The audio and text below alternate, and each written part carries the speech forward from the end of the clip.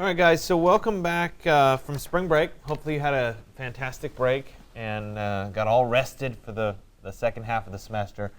We are actually more than halfway through the semester by 3 class days, so you have less time left than you had before spring break, which is always good.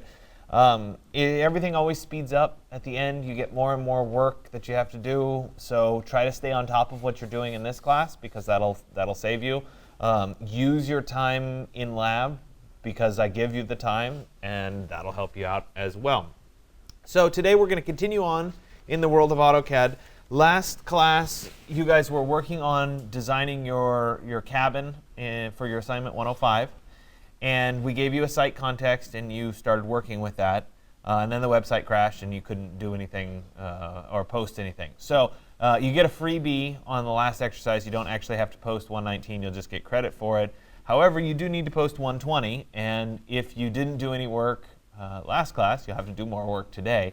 I always kind of schedule the first day back from spring break as a little bit light. If you look around at the class here, we're missing a third or so. Not uncommon. I've been in this game long enough to know kind of how that works. It's kind of like in the fall semester around Thanksgiving break, nobody actually shows up on the Wednesday before Thanksgiving. It just happens. Anyway, so today you'll have a lot of time, which is good. The further along you get, the better. If you feel like you can even get to some of the elevations, that'll help you out as well. Next class we'll work on elevations of your building, and I'll kind of talk you through how to create that. But today I want to talk about kind of how we organize our AutoCAD file, and then how do we make our AutoCAD file look good.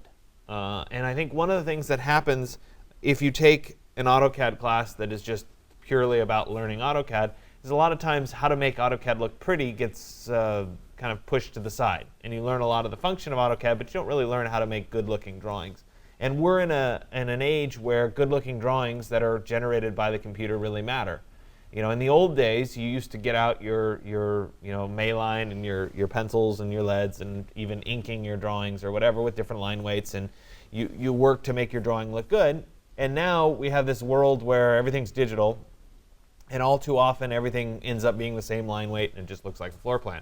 And so I want to talk you through adding line weights. If you go to work for a firm, chances are they're going to make you use line weights because it helps your drawing look better. And you can learn a lot through that process. So we'll start today in part 1 just talking about layers and how layers are typically set up. And then we'll move into using blocks in your drawing. We'll get into some hatches. We'll go through line weights. And then you'll have a lot of time to work today. So we talked a little bit about layers last class in that I had a layer that was topography, and I had a layer that was layer 0 or floor plan or something like that.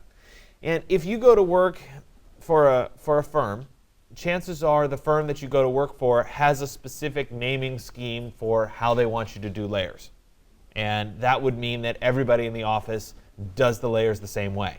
And that's obviously helpful if you hand your drawing to somebody else. If you're working by yourself, what you choose to name your layers really makes no difference because it's just your file, you're not sharing it with anybody, and you know what's on what layer, and so that works. There is a architectural standard for how you're supposed to name your layers, and I'm going to talk about what that is for right now, though because you're working by yourself in this project, how you choose to name your layers isn't necessarily critical, but I think it's important to point out. So typically, layers in AutoCAD, there's always layer 0, that's the default layer, though on layer 0 there really shouldn't be anything. It should be an empty layer more than anything else. And then if I click on the Layer Properties window, I can bring up the Layer Properties Manager, and we can see on this particular drawing, I already have some of the layers created. But typically, you're going to have a layer for your walls, which is generally called A-wall. It can be in all caps, can be in mixed case. It depends on the firm that you're working for. The wall layer is where all the walls themselves belong. Because this is the architectural plan, it starts with A.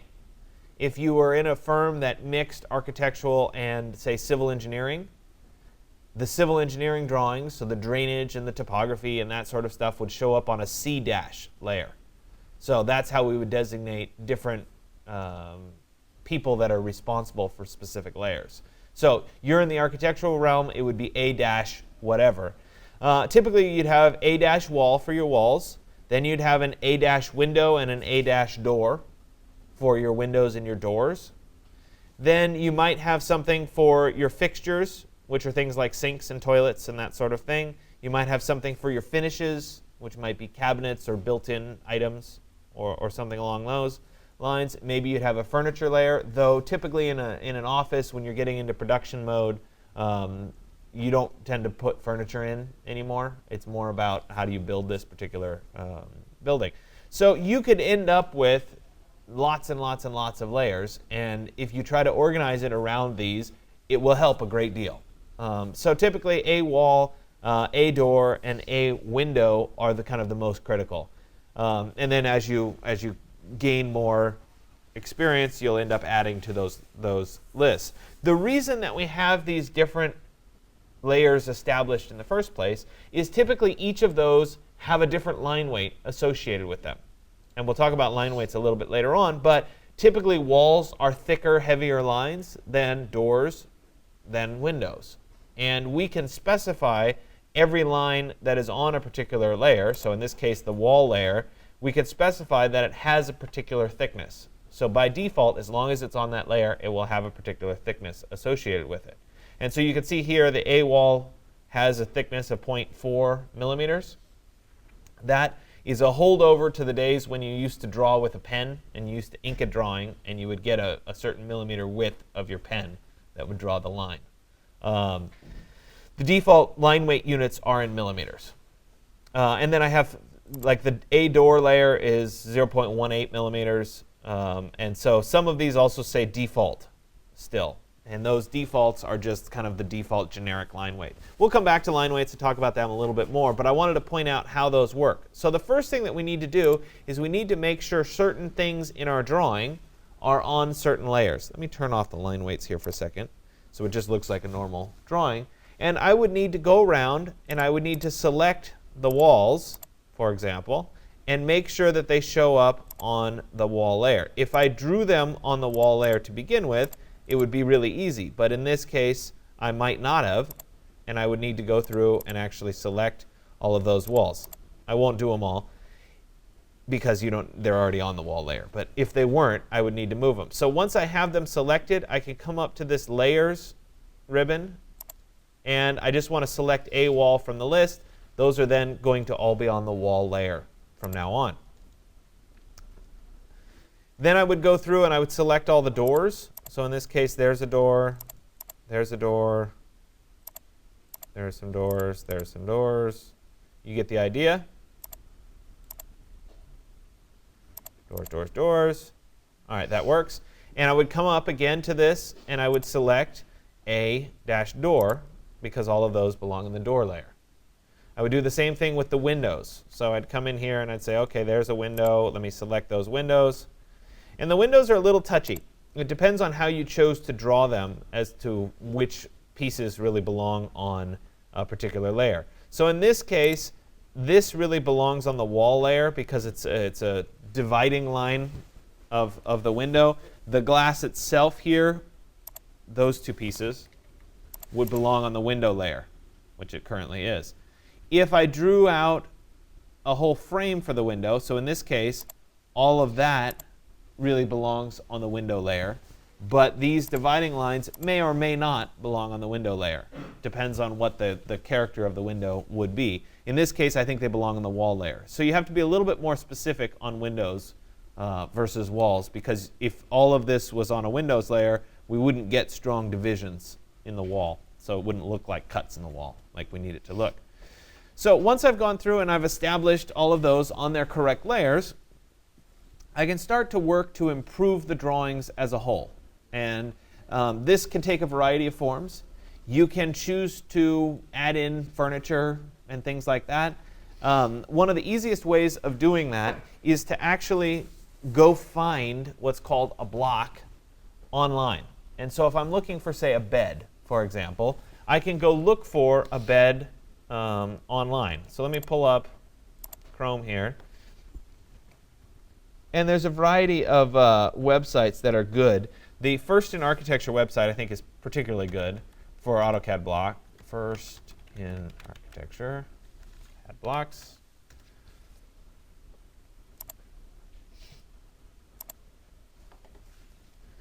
So here's their website. They have a pretty good set of blocks that are available for free, which is always good. And they're generally set up by categories. So they have office items here, furnitures, sofas, and couches. Let's take a look at that. So I'll go ahead and click on this.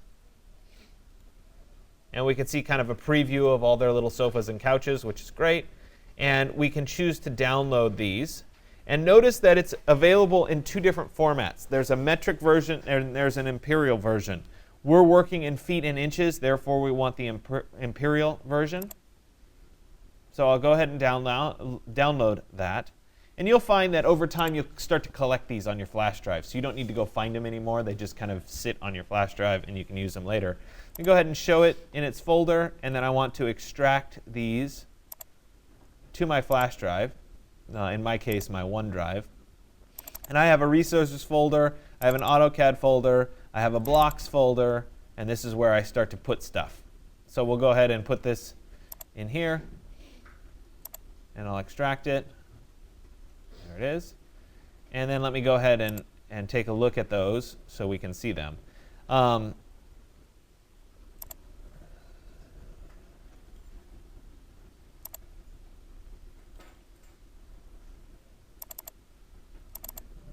Blocks. And there was the Furniture 8 Imperial. That was the file that I downloaded. And I can go ahead and I can double click that just to see what it looks like. You don't always have to open it ahead of time, though sometimes it's useful to at least take a look and see. And so here it is. Their layer structure is very simple, so we're going to have to change that. Ultimately, it's just 0 and text. But we can see that inside of this file, there's a bunch of different couches and sofas and that sort of thing that I may want to use. So let's go back to my original AutoCAD file here, my floor plan. And I want to bring in one of those sofas as an example. So what I'll do is I'll go to the Insert ribbon. So I was previously on Home. I'll click on Insert. And when I click on Insert, the first button here is Insert. And so I'll go ahead and click on that again. And when I do that, I've already loaded some stuff ahead of time. Those are all preloaded things that I've already loaded in this file. But we should be able to click on More Options, and that'll let me get to the Insert button. If you don't have anything preloaded in your file, when you click on the Insert button, this will show up first. So what I'm going to do is I'm going to then go and browse for that First in Architecture file that I downloaded. So let me go back to my Resources, AutoCAD Blocks, and let me open up that set of sofas here. Notice that I have a few things that are options for me. My insertion point, where does it go when I click on it? Specifying on the screen is great because then you can choose where it goes. Scale, I can choose to change the scale if I wanted to. Hopefully the default scale is set. You will find that when you bring in blocks, some people do it to scale, some people don't. So some blocks are always better than others. And it's until you open it and see it in your context, you won't know. Rotation also, I'm not going to worry about specifying it just yet. I'll deal with that a little bit later. I'll go ahead and say OK. And you'll see that the whole file here will show up. And I'll go ahead and click on it. And this shows up as one big block. If, however, I type explode, all of these will then be released to individual little blocks. And what I'll be able to do is take one of these, I kind of like this one, and I can then move it, oops, if I can type.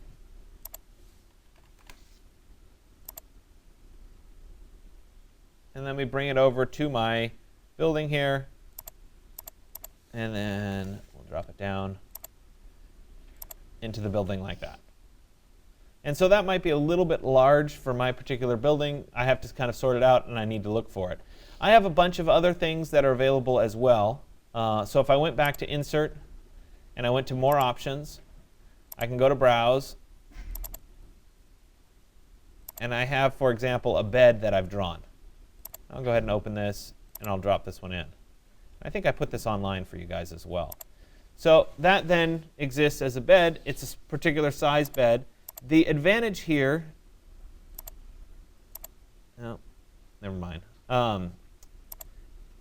is that I know that it's to scale correctly. So I have a little bed that I can put in, etc. When you go and find these, it makes life easy because you didn't have to go through and draw the bed out. Does that make sense?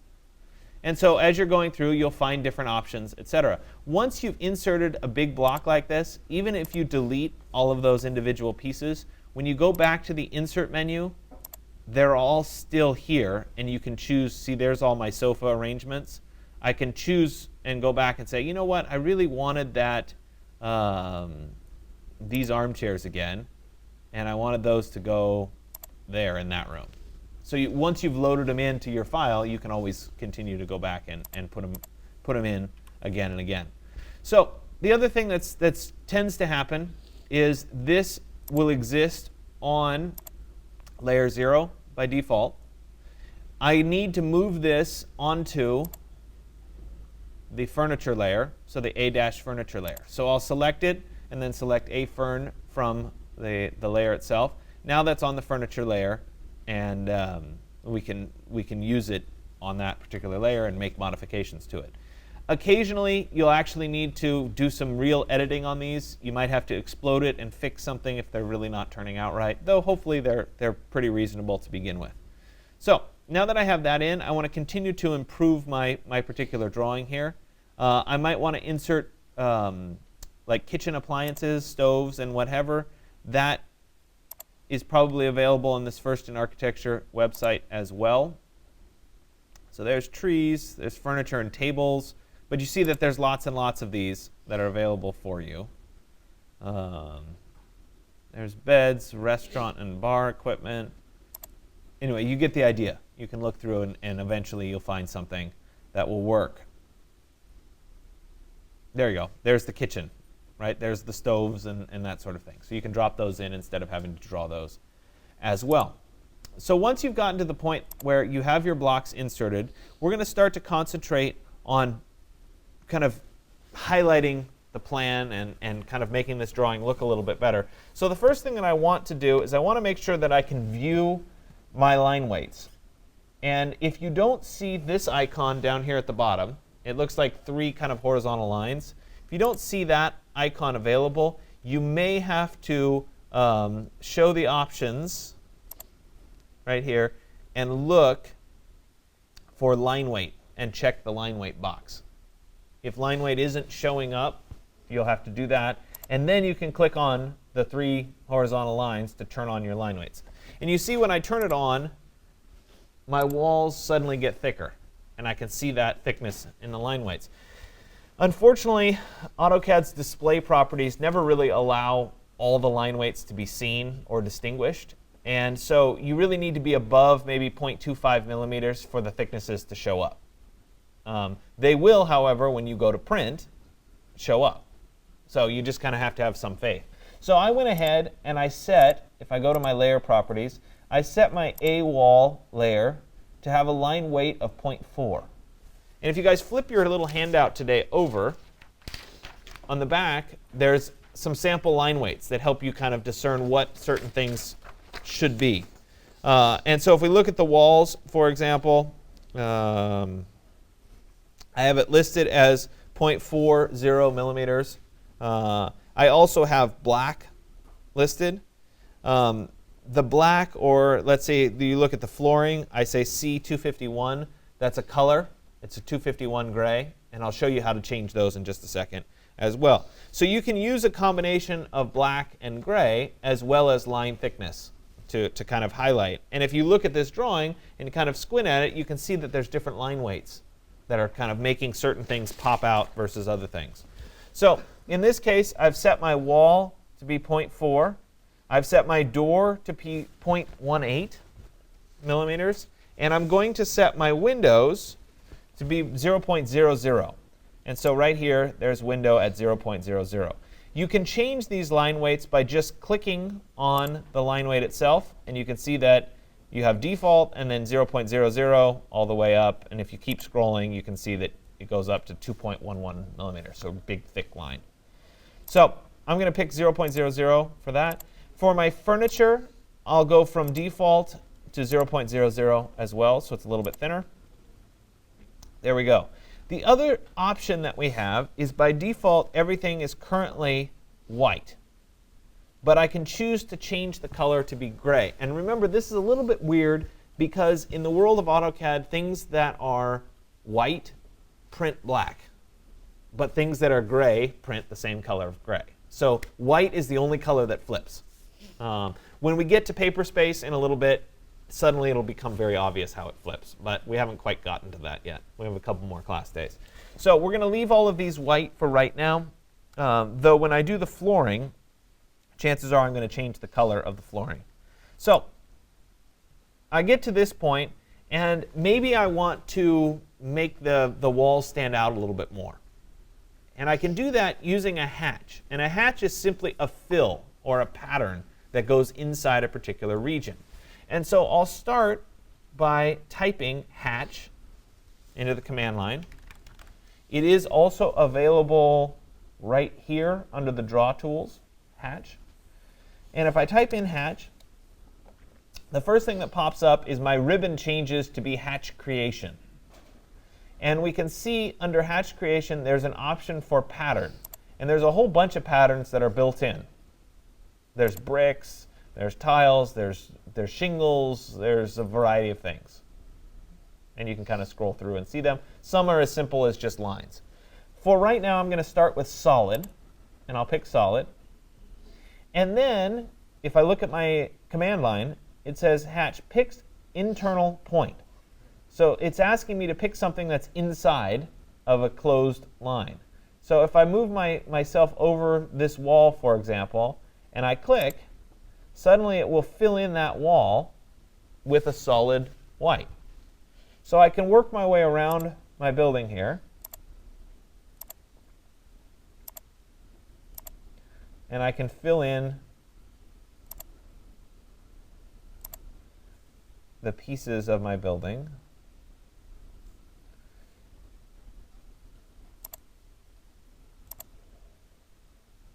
Sometimes it'll give you that error because you clicked on top of an object instead of inside an object. And the hatch tool also tries really hard to preview before you actually click what is being selected. So you can see as I'm floating around, sometimes it tries to pick the insides of the building as well. So I just want to make sure that it's only the walls that I'm picking. The more complicated your drawing is, the longer this process can take. You can actually cause your drawing to slow down significantly while it's kind of chugging through what do I need to fill, what particular region. All right, a couple more pieces here. And I think it's all filled. I'll hit enter when I'm done. And now that is one big solid object that fills in my walls. Now, if I were to print this out and had completely solid black walls, it would be really heavy. And so instead of having it that heavy, I'm going to go back to the home ribbon, and under my colors, under my properties here, instead of by layer, I'm going to override the layer's color, which is currently white, and I'm going to change it to one of the gray colors.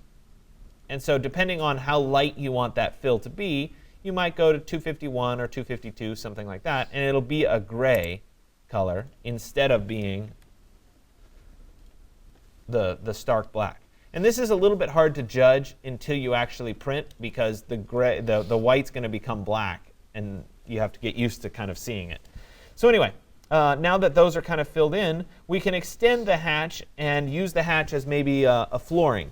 And I'll warn you ahead of time that this doesn't always work because sometimes the hatch, when it goes around certain objects, say the furniture or the blocks, it just won't do it. It has a hard time distinguishing what's solid and what's not. Sometimes it does work. And so you'll have to kind of experiment with it a little bit. But I want to show it to you as an option here as well. So I'll start again by typing hatch. And this time I'm just going to use the ANSI 31, which is a parallel diagonal line. And I'm going to do, let's do this bedroom, for example. Well, no, I'll do the outside because it's contained. So we'll do that piece there. And if I scroll in here, at some level I would be seeing the pattern, but I'm really not seeing it. So I need to make some adjustments to the pattern. And if I look over here under the pattern properties, I can change the scale. And so right now it's set at 1. Let's try jumping it to maybe 10 and seeing if we see anything. Now we can see the lines instead of being kind of a solid mass. So 10 made a difference. Probably needs to be a little bit more. Let's try 15. No, not quite. Let's try 20. We're getting there. 40. Maybe a little. There. 40 is not bad. So you pick whatever the right width is. And this is in percentage points, not in measurement. So it's not saying it's 40 inches.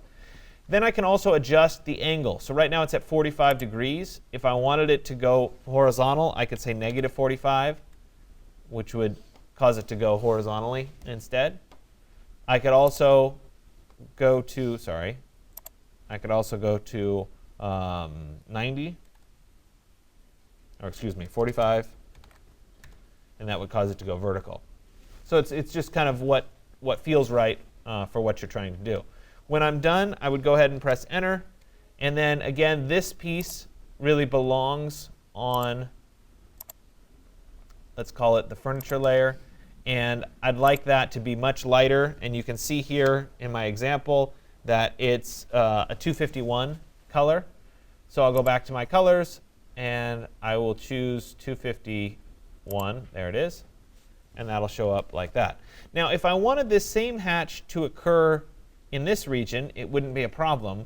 But if I wanted it to end at the threshold so that I could do a different pattern inside, I would need to create a dividing line that would cause it not to be continuous. If I were just to type hatch and I were to try to hatch, you can see that obviously that side is not a problem, but this side over here would fill in almost the whole building.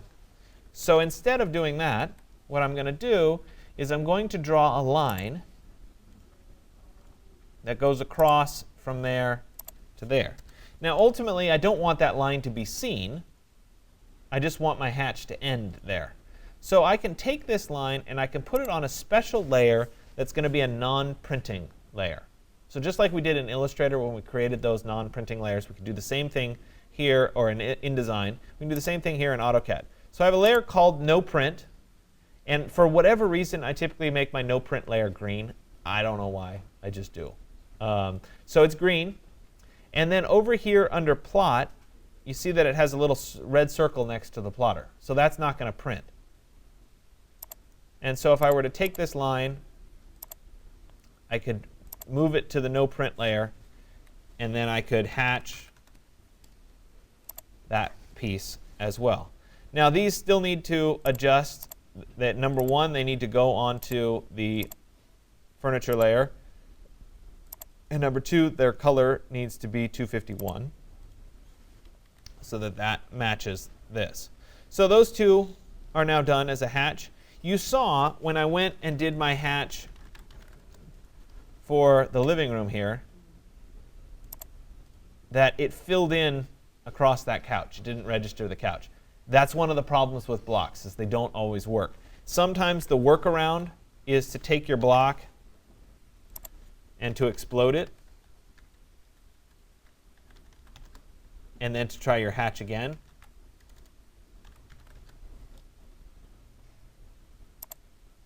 In that case, it still didn't work for me. So it's not always a perfect science. And so you kind of have to go with it and decide. You can, after the fact, sometimes adjust the hatch, but in this case, it's not letting us. So I'd have to sort out what's really happening. Chances are the person who drew this left some kind of a little gap in here that's causing this to happen. And again, I didn't draw it, so that's one of the natures of the problem. So you can at that point say, no, I think I'm not going to hatch. The other option would be to manually draw it, but that's a lot more work. And so you kind of have to sort it out. You could also say, you know what, I really didn't like this couch anyway, and you can hatch the floor. So there's a variety of strategies. Sometimes showing furniture as nice, sometimes just differentiation in the flooring. So in this case, we'll go back. Obviously, I'm having kitchen difficulties too. There. Some differentiation in the flooring might be enough. So I can go back to hatch, and we could then fill in this floor as well. But you know what? Let's change the angle to be negative 45 so that at least it's going in the opposite direction. And then I could again adjust the color and the layer. So there it is, kind of dividing up what's inside and what's outside. It's really a matter of preference at that point. So we've gone through hatching, which can be very useful. We've already kind of worked on our line weights and establishing the line weights. Remember, the backside is a guide for that. Generally speaking, you want to assign your line weights by layer. It's easier to do it that way. Though recognize, as I did with these hatches, you can always override a particular object with a specific line weight or a specific color, independent of its layer. All right, so I'm going to give you the rest of today to work through and make sure you have a well-developed floor plan, make it look good, and all of those kinds of things. Next class, we're going to move into drawing the 4 elevation views. You will have to draw the 4 elevation views as part of your assignment, so that's where we're going. If you feel like you want to start working on the elevation views today, there's no harm in doing that. But I'll walk through how to do it and talk through the process of it next class. Are there any questions? No? All right, perfect.